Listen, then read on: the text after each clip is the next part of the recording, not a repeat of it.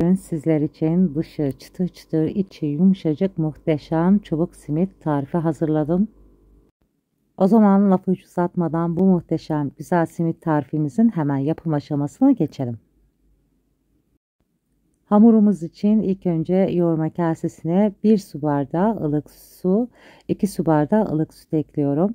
Kullandığım su bardağı ölçülerim 200 milimlik klasik su bardaklarından. 2 yemek kaşığı dolusu toz şekerimi ekliyorum. 1 paket kuru maya ekliyorum. Sizler dilerseniz kuru maya yerine yaş maya kullanabilirsiniz. Kuru mayamın biraz aktif olması için kaşık yardımıyla karıştırıyorum. Sonrasında tuz eklemesi yapıyorum. Tuz olarak da 1,5 tatlı kaşığı tuz ekledim. Sizler de her zaman kendi damak tadınıza göre tuz miktarını ayarlayabilirsiniz. 1 su bardağı yine aynı bardak ölçüsüyle sıvı yağımı ekledikten sonra güzelce karıştırıp un eklemesini yapıyorum. Ben birazcık fazla ölçü kullanacağım bu tarifimde. Sizler dilerseniz daha az simit yapmak istiyorsanız 1 su bardağı ılık su, 1 su bardağı ılık süt, 1 çay bardağı sıvı yağ eklemesi yaparak malzemelerinizi azaltabilirsiniz. Unumu yavaş yavaş ekleyerek kıvam almasını sağlayacağım. Toplamda 8 su bardağına yakın un kullandım. Her zaman belirttiğim gibi un marka kalitesine göre değişebileceği için sizler bu kıvam alana kadar hamurunuzu yoğurmanız yeterli. Yumuşak, hafif ele yapışan bir hamur olmalı. Hamurunuz toparlandıktan sonra 1 yemek kaşığı tereyağı eklemesi yaparak tereyağında hamurumu güzelce yediriyorum.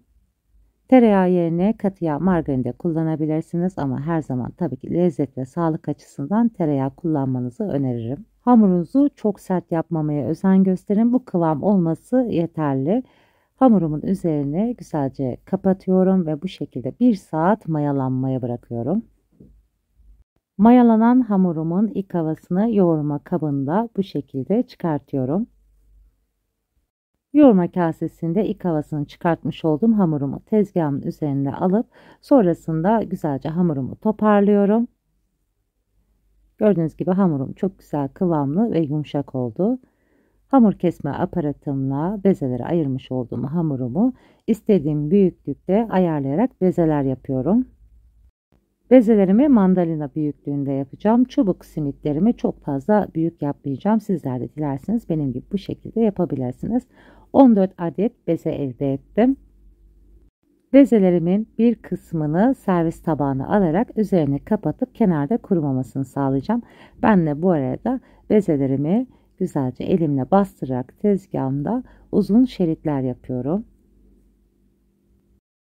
Çok fazla inceltmeden elimle bu şekilde baskı uygulayarak güzelce hamurumu yuvarlıyorum. Sonrasında bir ucunu dışa bir ucunu da içe olacak şekilde kıvırıyorum. Sonra iki ucunu birleştirerek bu şekilde kendiliğinden şeklini veriyor zaten arkadaşlar. Biraz şeklini elimle toparladıktan sonra kenara hazır olan ilk çubuk simitimi aldıktan sonra yine ikinci çubuk simit yapımına geçiyorum. Bu malzemelerle normal simit olarak da yapabilirsiniz veya simit poğaça olarak da yapabilirsiniz veya benim gibi çubuk simit de yapabilirsiniz. Tekrar güzelce uzun şerit yapmış olduğum hamurlarımı bir ucunu dışa bir ucunu içe katlayarak iki ucunu birleştirerek çubuk simitimin şeklini kolayca verdim. Bakın iki ucunu birleştirmem yeterli, hemen zaten kendiliğinden şekli oluşuyor.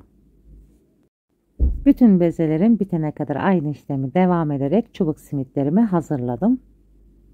Simitlerimi bulamak için bu şekilde derin kasemin içine 2 su bardağı kadar yağlı simit susamımı ekledim. Sizler eğer yağlı simit susamı bulamazsanız beyaz susamı çok az tavada rengi dönene kadar kısık ateşte kavurmanız yeterli. Bu renk alana kadar kavurabilirsiniz. Pekmezli suyum içinde arkadaşlar yarım çay bardağına yakın, tam yarım çay bardağı değil, biraz yarım çay bardağından eksik üzüm pekmezimi derin kasemin içine ekliyorum. Sizler dilediğiniz pekmezle yapabilirsiniz. Bir çay bardağı soğuk suyumu da ekledikten sonra çatal yardımıyla pekmez ve suyumun karışımını sağlıyorum. çubuk simit hamurumu alıyorum. İlk önce pekmezli suyuma batırdıktan sonra ardından yağlı simit susamımı güzelce her yerinin bulanmasını sağlıyorum.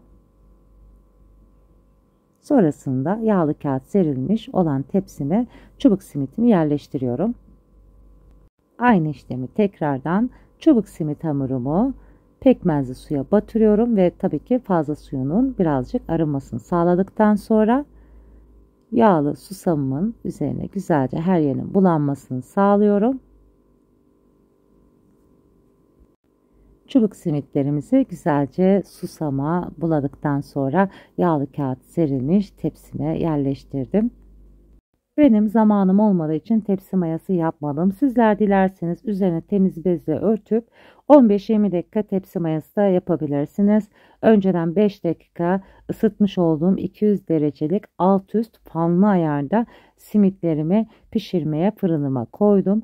Mutlaka önceden 5 dakika ısıtmanız gerekli arkadaşlar fırınınızı. 200 derece alt üst fanlı ayarda pişirmiş olduğum simitlerim gördüğünüz gibi çok güzel kızardı.